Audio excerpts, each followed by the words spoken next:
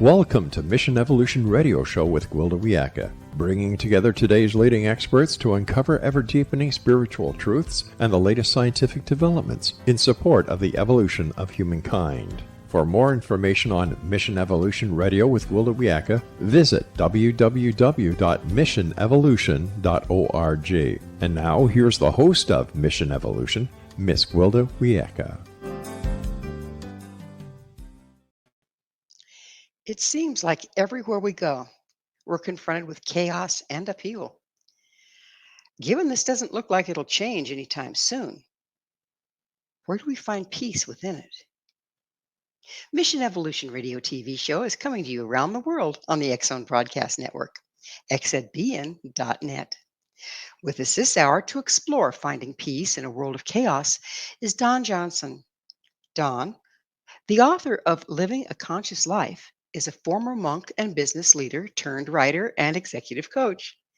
His spiritual quest began as a college student and led him on a 10-year journey where he lived in ashrams and taught meditation in North America, Europe, Africa, and Australia. In his 30s, he left the ashram, started a family and a career in the leadership and development industry, where he provided training and coaching to leaders in Fortune 500 companies. His website, integritygroup.com. Integritygroup.com. Don, thank you so much for joining us on Mission Evolution.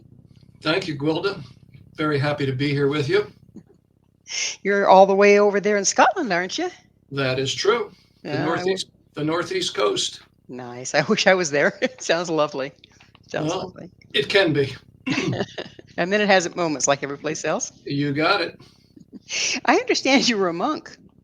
How did you go from there to being in the leadership industry? Oh, how did I do that? Well, when one leaves the confines of being a monk, one discovers quickly that there's bills to pay, there's life, there's a career, there's the big world out there. So honestly, it was happenstance. It was one little thing after another. I left the ashram. I sold telephone systems in Miami, door to door. Then I moved to Philadelphia. I got lucky, and after hundreds of turned down resumes and such, I got a job teaching sales training at a bank. And then somebody offered me an interview at a really wonderful US-based leadership and development company. And somehow I convinced them to hire me. Why? I don't exactly know, but I got in the door. And how long were you there? That particular company I worked for from 1988 to 2004. So it was a good run. Yes, so it was. Yeah. It was a good run. And I started out as a consultant, and I went into sales, and I became a general manager and a VP of a region, of a business unit. And it was quite a journey. And I learned a lot, and a lot happened for me. It was really quite amazing. I was very fortunate. So from a monk to leadership and development, who are you really? Yeah. Who am I really? Well,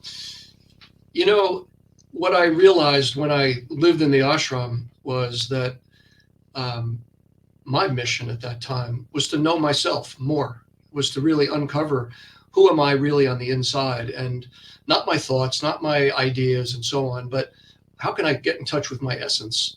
And that was why I didn't really want to become a monk, but there's another story to that, but that's the way it wound up. But the mission that I was on was, I want to find inner peace. I want to do my part in bringing goodness into the world and so on. So who am I? My roots go deep in the fact that I'm a human being trying to be a better human being. And, I'm working from the inside out. That's the way I look at it.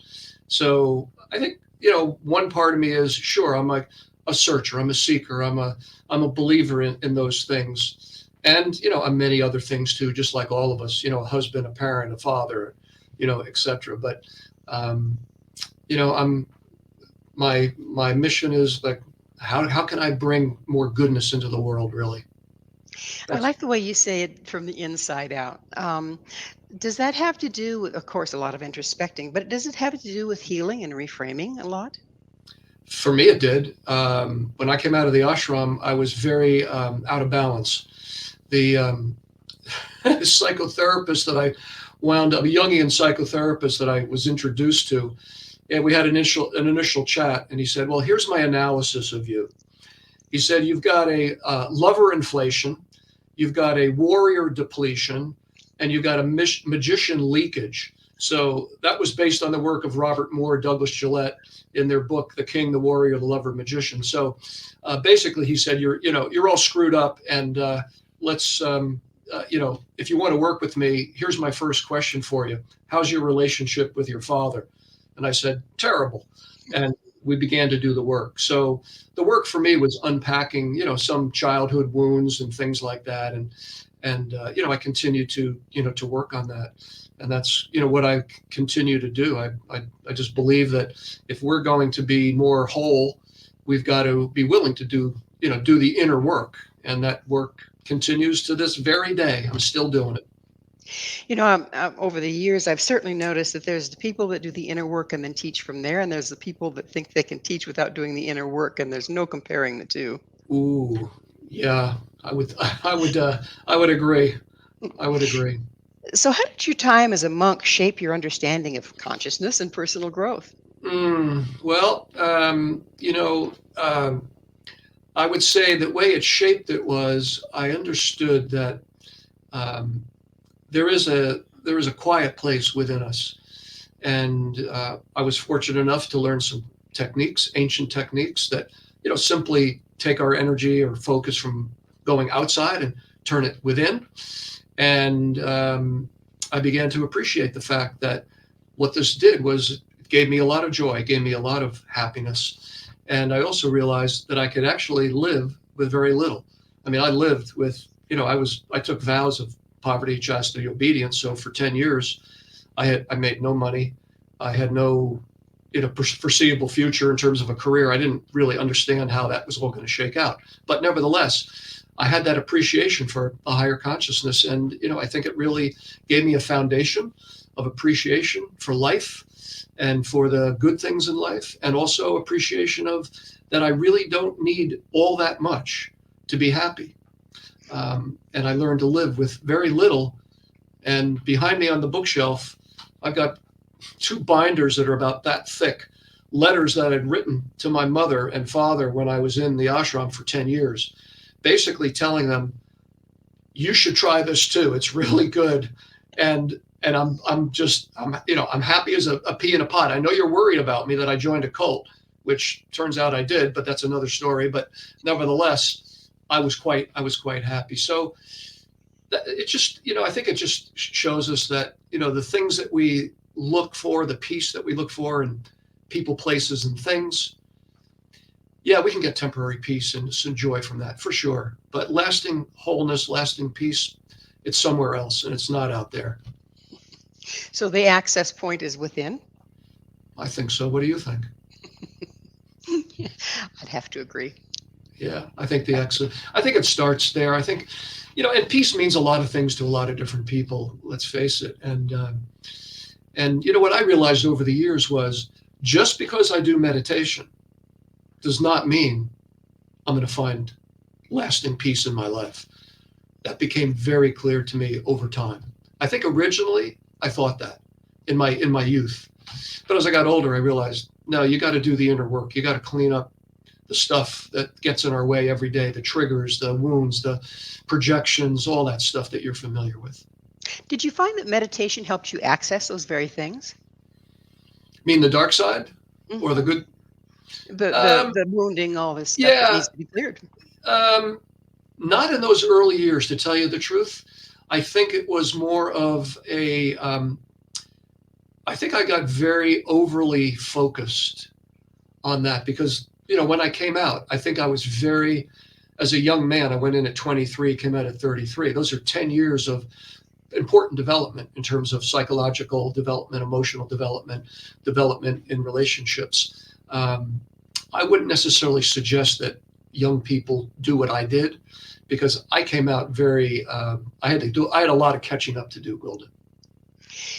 How did you go about doing that catch up? I mean, I think we all at this point have a lot of catch up to do because things are moving so quickly.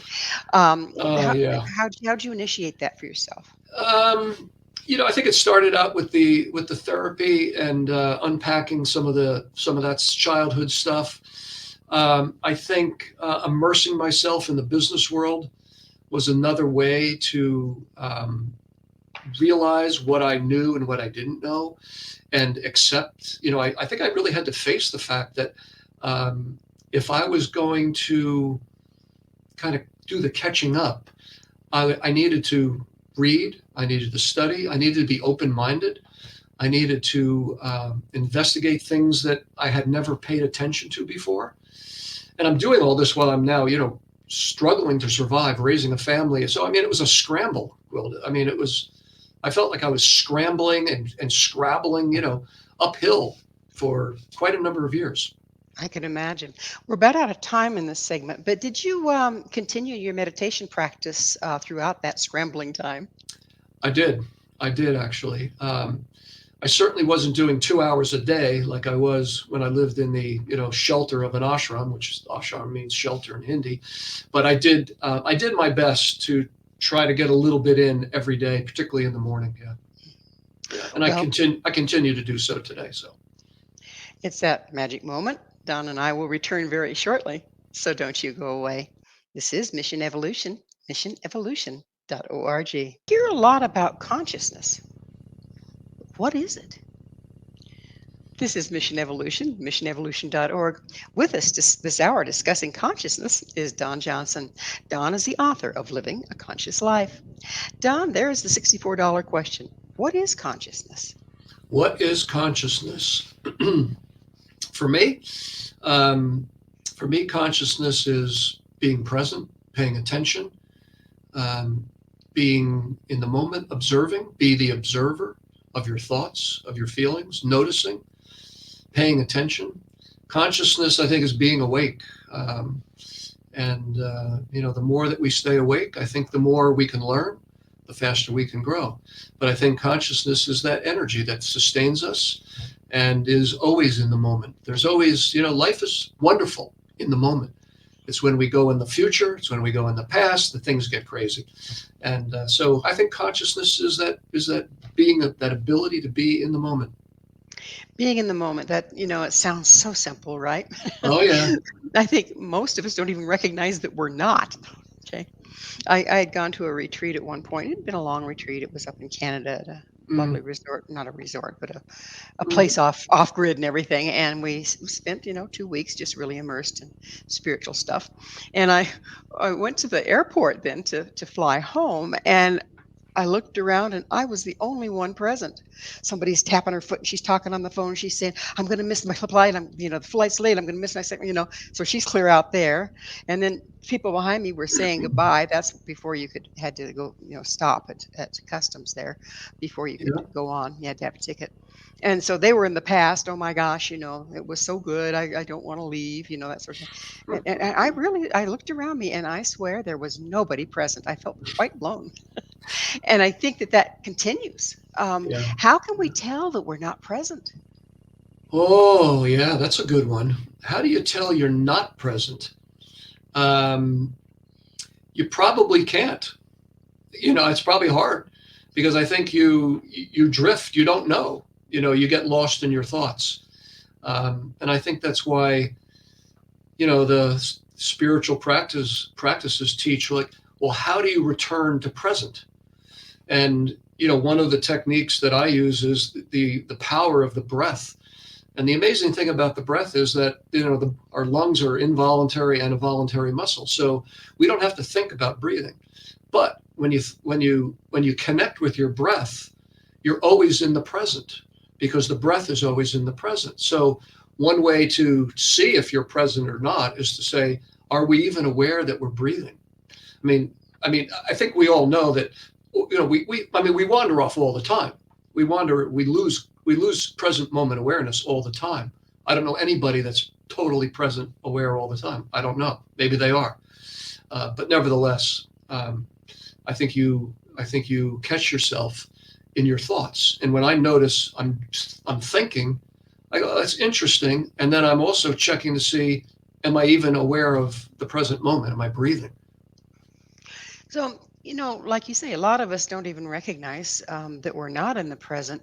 How much does that have to do with, we're worrying about what happened in our past where we've got damage and we're afraid of the future because we have damage? How much does it Mhm. have to do with being wounded?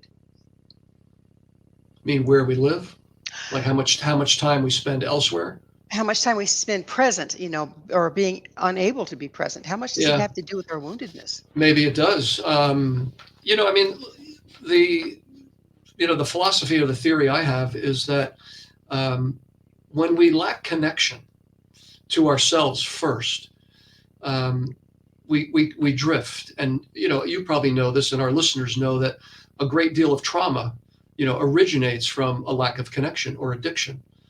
And so again, I've seen many people turn their lives around when they begin to become more present and they look at some of the dark stuff and they kind of recognize it and they accept it and they start working with it, but they make an effort, to bring themselves to do practices and to like to seek well-being and to search for that oasis that can be the healer to a lot of the trauma. So I think it's around connection that helps us, heal and be more present. And I think, Connection with ourself and others? yeah, connection with ourselves and others. I mean, community is important, really important for people to be healthy, I believe. Yeah, I think it's tough for people to live by themselves. I really do. You spent a lot of time every day, 3 hours, I think you said, meditating, Hmm. using these practices, Hmm. and yet you ended up unprocessed and lost. Yep. What was the What's cause of that? I mean, it sounds like you were doing all the right stuff, according to a lot of well, people. here's what I say now. I say now that meditation is not the most important spiritual practice. Okay. That's what I say. I say, I say you can chase the light all day, that you can chase the light all day long, but if you don't confront and deal with your darkness, you're going to get stuck somewhere. So I was out of balance. I mean, that was the living in a Hindi influenced ashram was a place where the focus was purely on the spiritual. It wasn't on the psychological. It wasn't on the emotional, and that's problematic in my book. Did it end up being kind of like an escape rather than dealing? I believe in hindsight, yes, it Interesting. is. So balance in all things. Hmm. Balance. I think you're absolutely right. Balance is the key. So, Don, what does it mean to live a conscious life? For me, what it means it means a couple things. Living conscious life is making an effort to be present, to be self-aware, to understand your own inner world, to manage your own inner stuff, and to have the emotional intelligence to manage the social situation that you're in, to be understand what it needs, what the audience read the audience, so to speak, and respond, appropriately. Um, and I think living a conscious life is, signing up for the fact that you're not always going to be conscious and that you're going to learn through failure and how to accept failure. I think another part of living a conscious life is to develop self-love and self-care and to be, more kind and forgiving, to yourself if you're one of those people like me that was very hard on myself. So I'm finding that that's more and more important as I've gotten older is the concept of self-love, self-care, forgiveness. It seems like when we're unprocessed, Mm, and we haven't dug into the dark shadows and done a lot of that work, that we mm, don't hear even what's being said to us. It all is a knee-jerk reaction to a trigger versus what's happening in the present moment. mhm. How can we work around that? Or maybe there isn't a workaround. How do we first start to tackle that? How do you tackle that? Yeah. You know, one of the things that I experienced was if you if you go with your darkness and you go down that path, eventually, I mean, for me, I was it was how would I say this? Eventually, I realized that it was bad for me, but I didn't realize it for a number of years. And it wasn't until I was humiliated by someone and they called me out on my behavior. And then I looked at that and I said, oh my God, do I want to live like this? Do I want to have that kind of reputation in the world? And then that was the beginning of the hard work. That's the beginning of the prayer. That was the beginning of really calling out to the universe saying, I really need help. I don't know if I can do this on my own. I've tried and I failed. But when I turned and opened my heart to the universe and prayed and really asked for help, the universe delivered. But I had to pay attention to the guides and the mentors and the omens and the signs. And without doing that, I think I would have missed the boat. So that was my way of doing it. I think everybody probably has their own way, but that was what started it for me, if that makes sense. It does, because I like the way you said it was someone that called you out on something. If we are chasing our shadow and we're, living in a vacuum, if you will, we don't have much Mm-hmm. around us, and as far as conscious people that'll call us out, thank you. Mm-hmm. We can just kind of ruin our own juices and never move forward, can't we? Those juices, and oftentimes those juices feel really good because it's cozy. It's cozy in our own little cocoon, our own little world. And we make up stories and we live in false beliefs. And we think, actually, I can deal with this. It's not so bad. But this is just it's complete fabrication. That's what I found. I made up a story. I lied to myself. And eventually I realized, wow, that is bad juju.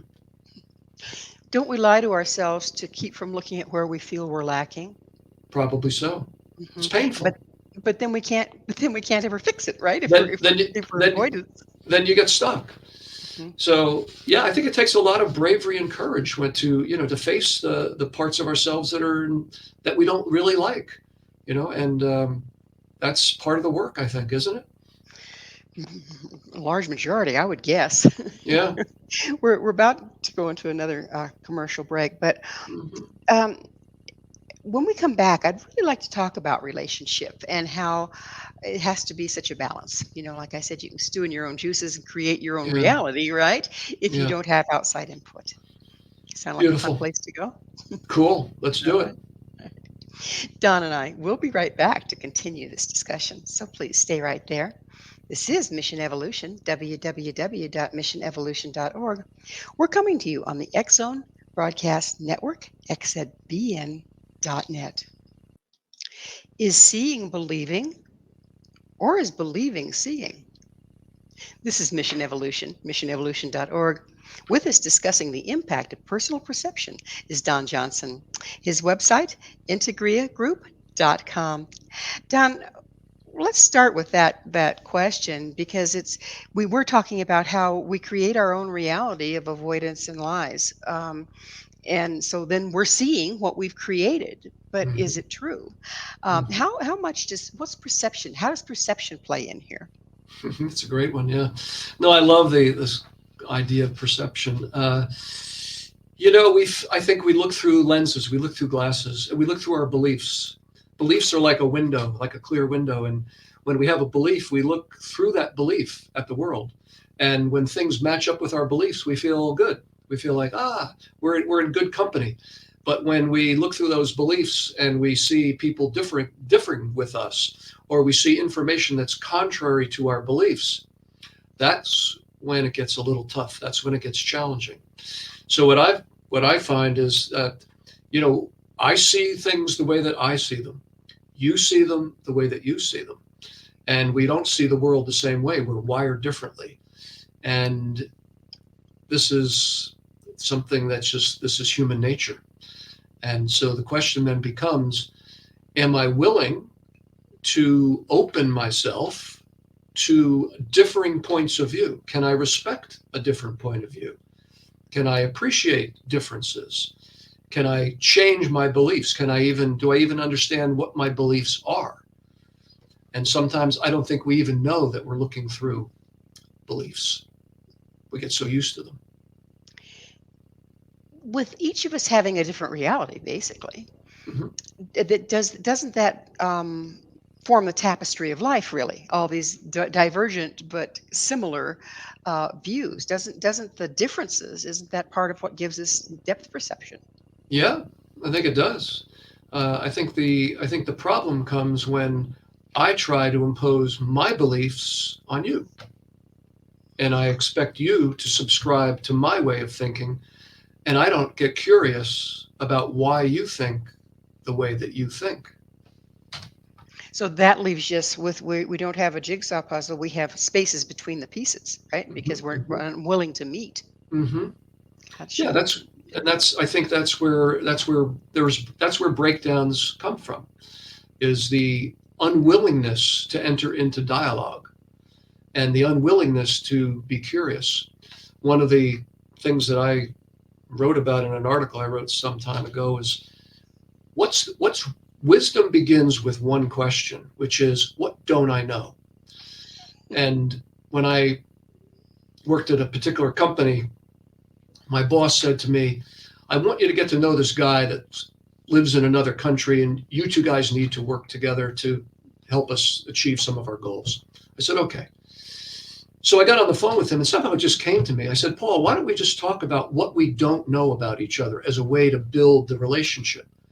And that's the way it began. And he and I then developed a very strong relationship. But here's the thing, until I did that, I had a negative opinion about him.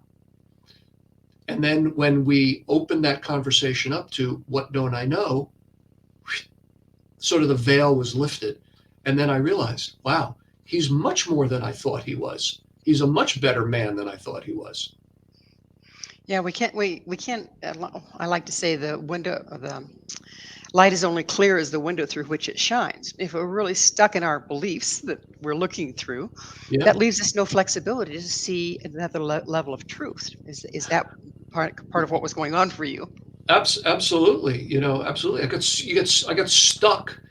We form is, you know this, we form an impression about someone within the first couple of seconds. And then we judge, from there on in. We look for them to behave in a certain way. You know, look at families. Sometimes in family there's a black sheep in the family. Then there's a family gathering. Some people then have a preconceived notion of they're looking for the black sheep to make the mistake, to act out. And that's what they look for, because that's their frame of reference, that's their lens. And it's tragic, because sometimes we don't give people a chance to, like, be who they are, or we think people can't grow and change, but they So can. we We all can. we basically interpret their behavior through that lens and make it a black sheep activity, whether Correct. it is or not. Yeah, yeah. Correct. How much do you think this desperately clinging to our viewpoint has to do with fear and self-loathing, actually? Yeah, I use this model where it's like on a continuum, and the model is something like, on one far end of the continuum, there's humility, and on the other end of the continuum, there's arrogance. And you can overdo both too. You can overdo humility and be passive, and you can overdo arrogance and be brutally arrogant. But there's some place in the middle, and that's the middle. The middle is that place of being open to other people's ideas, and learning, and at the same time being willing to stand in your own truth and express your own opinion, and express it clearly, and have a mutual back and forth. But I think it's the going to the extremes is where we get into trouble. Too passive, too aggressive, but there's a middle path. And aren't we polarized and in trouble right now? I mean, as a society, it seems like we look for Yeah, people to agree with us, which makes us more polarized towards our that, viewpoint, right? absolutely. We see it in the United States and other countries as well. But yeah, it's very polarizing. If you put your views out there and on social media, and if people don't agree with you, you get attacked. But if you put your views out there and somebody agrees with you, well, then life is good. And yet we put our views out there because we want people to agree with us. We don't have people, our good friends are generally not people who vehemently disagree with us. We choose those friends so that we get to feel like we have a community of people that think like us. And that's, this becomes dangerous. I can certainly see that, and it's like the true friend is the one that's not afraid to disagree. There you go. Isn't that well said? I think that's very alchemical, really, isn't disagreement kind of alchemical? Hmm. Hmm. Yeah. So Yeah. we seem to be living in times of major change, upheaval. What do you see as promoting this current mayhem? Wow. What's promoting the current mayhem? Um, well, I think, you mentioned something earlier about fear. And one of the characteristics of this notion of we want to look good and be right. We want to. I think it's a fear-based mechanism of being wanting to find security, and it's limiting, and it's if we reference Carol Dweck's work around closed mindset, growth mindset, we see that when we have a closed mindset, we don't open ourselves to learning. We refuse facts and rationale, even if they could be proven, because it challenges our self-identity of who we think we are. But much of the time, who we think we are is not really who we really are. We're not our thoughts, we're not our ideas. But until we, go to a deeper level, all that stuff gets us into trouble. So we dig in and we hunker down. And I think we see a lot of hunkering down right now. And a lot of it's, self-preservation of, we're afraid that if the other side takes over, we're going to suffer. It seems that the polarization, there's being increasing pressure put on it. It seems like we're moving towards a time of unification Mhm. overall. And so it would not appear to be as easy to stick your head in the sand and polarize as it was historically. Do you think this is causing a certain level of desperation?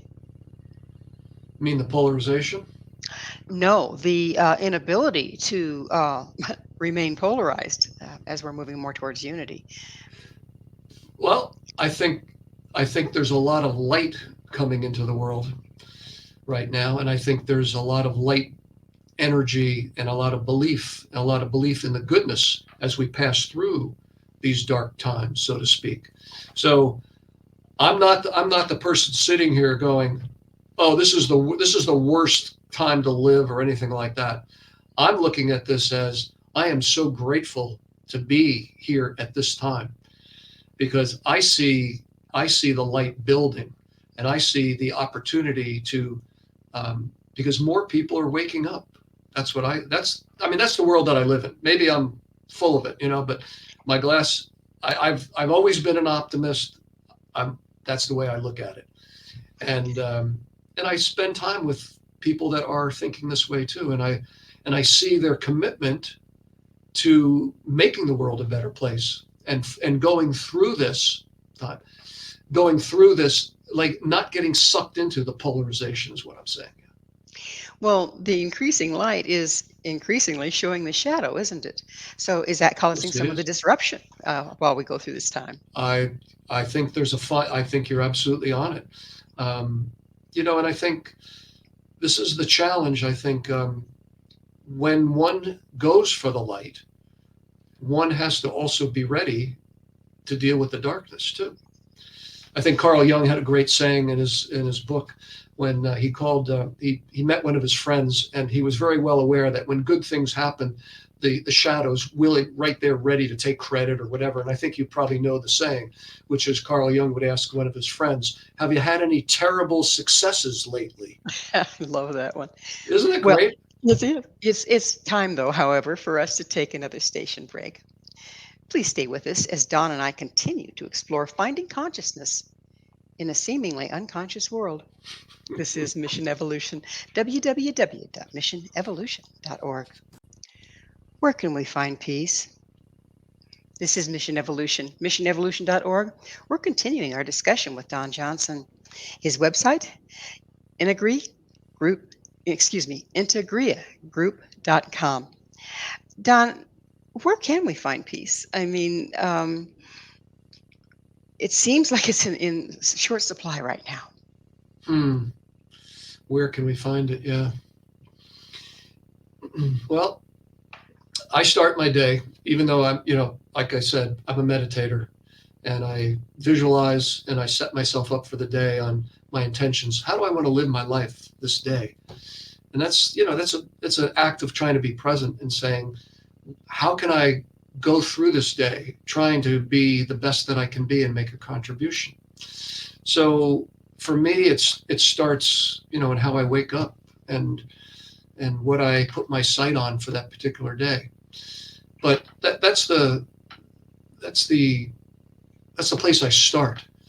But we go through the day and the winds blow, things happen. Maybe we get blown off course.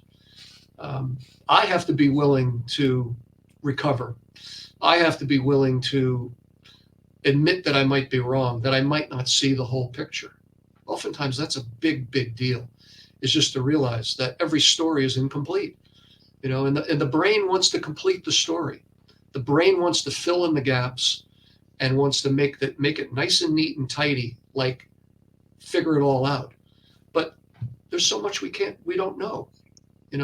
I think my grandfather used to say, there's my story, there's your story, and there's the fly on the wall story. So, and if I adopt that attitude of openness and learning, that's the avenue toward peace, because then I'm able to weather some of these little bumps. But if I get all hung up on them and get myself wrapped around the axle about how I think things should be, I will suffer. But I think peace comes from realizing we're not in control of everything, except maybe how we show up, the words we choose to say, how we behave. But I have to be willing to be wrong, and I have to be willing to learn. And that's what I've found as I've gotten older. There's more peace in having that mindset, perhaps, than anything else.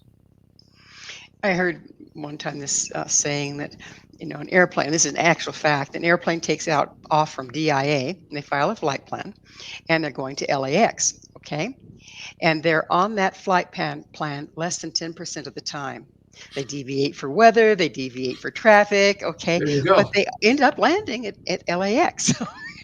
So it's a matter of this constant course correction, isn't it? I think it is.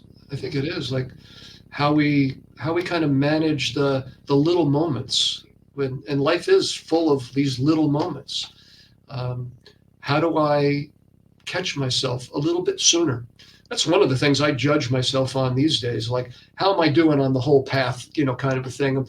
And I think, well, it's not like I stay on the path all the time. It's, can I catch myself a little bit sooner when I go off on somebody, when I say something that isn't appropriate, or when I, that to me is like a good sign of I'm catching myself just a little bit sooner when I get into trouble.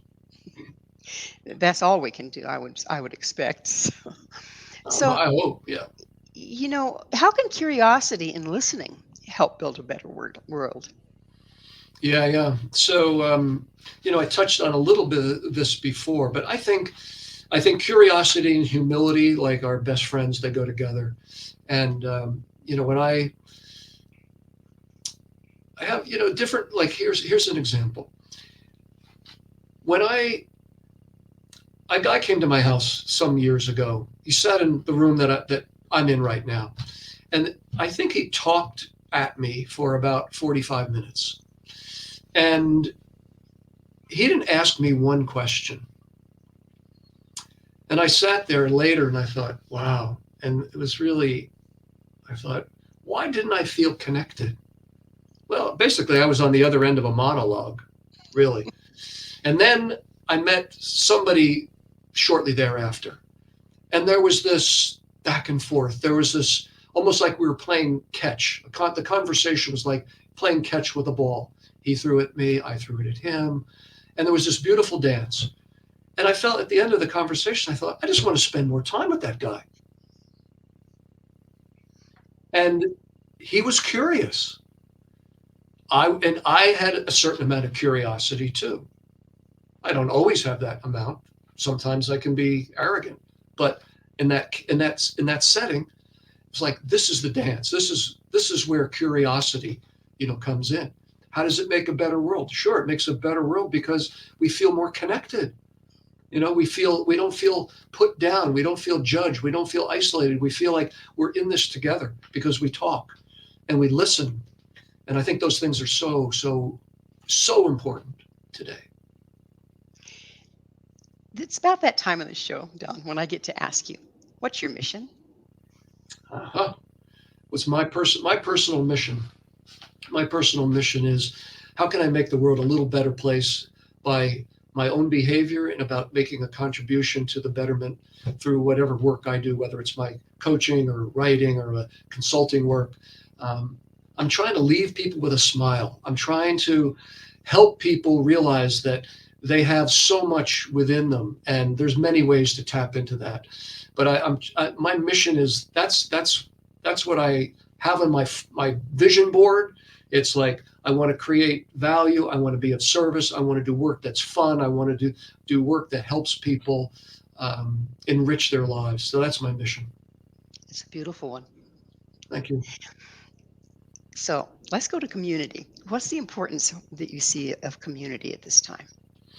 I can tell you what it means to me. And, I left the U.S. 5 years ago. I left a second marriage. I left my home. I left my kids. I moved to Scotland, and I didn't know anybody except my wife, and then maybe a couple of friends. And what happened to me since then is I've developed a community of people, of friends, and that was because I got out and about. I made an effort to join groups, to find my way, and become part of what I was surrounded by. But what I also realized is I can find community by walking down the street, by saying hello to the person behind the register at a coffee shop, and asking them how they're doing, or smiling at them, or making a conversation. And I feel like I build community by how I show up. And I do it, and I try to do it wherever I go. And it makes me feel connected to the world around me, to my environment. And I feel like I'm a part of it. And so when you feel a part of your environment, you take care of your environment. And that's also answers my next question of building a more conscious and connected community. You have to connect, right? Yeah, you got to do something, and it doesn't take, it's not rocket science to be nice to someone, a stranger, to ask somebody how they're doing, to ask someone how you can help. These are not big things. We can all do this stuff. And if you've been on the receiving end of that, it's like, whoa, that was nice. Yeah. I watch people just light up when that happens. Yeah. Absolutely. Yeah. So Don, what do you mean by living from the heart?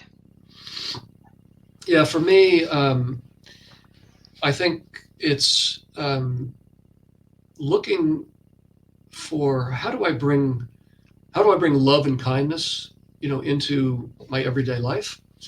And that means in what I write, what I say, how I treat people. I had an argument with a guy the other day. I'll give you an example. And I'm not saying I'm particularly proud about this. I think I could have handled it a bit better. But in the heat of the moment, we were supposed to operate as a team playing a match together, tennis match. And he just, in my opinion, just was over dominating and telling me this and telling me that. And I said, can I help you? He said, no. He just said, I don't want your help and this and that. And finally, I just said, I'm not sure we can be a team. And I kind of had to draw a boundary and say, I don't think we're compatible. And I thought, the words are coming out of my mouth, and I thought, I can't believe I'm doing this. Like generally, I never say no to people. I'm more of like, I'll find a way to work this out. Anyway, at the end of the whole thing, I said, look, I said, we disagree, but let's shake hands and part as friends. I don't want, I don't want you to be my enemy. That's not the point. You're a nice guy, but I don't want to, I don't want to be on your team, basically. I just don't, It's you not know, working for me. it's not working. And so, you know, so I wish I could have handled that a little bit better, but I don't know if that quite answers your question, but So that's what happened. we're just about out of time in the entire show. Darn Um, it. but real quickly, yeah, I could go on and on. How would the world change if more of us could live from our hearts? Maybe maybe there would be a little bit more listening. Resolution would be not so much just from the head, but it might be from the heart. And I think that's one of the problems is, when you run into trouble, how do you solve it? You know, do you come from the heart and do you take the big hearted approach where you may have to admit you're wrong? God forbid. God Um, forbid that. you Well, know, I mean, you unfortunately, we are at the end of the show. Don, thank you so much for coming on the show and sharing your knowledge. Gwilda, thank you for having me. It's a pleasure, and I appreciate the work that you're doing, and thank Thank you. you. Our guest this hour has been Don Johnson, the author of Living a Conscious Life. To find out more about Don, where you can find his book and all he has to offer, visit his website, inagreegroup.com. This has been Mission Evolution with Gwilda Wiyaka. For more information or to enjoy past archived episodes, visit missionevolution.org. But please be sure to join us right here next time. This mission will continue, bringing information, resources, and support to an evolving world.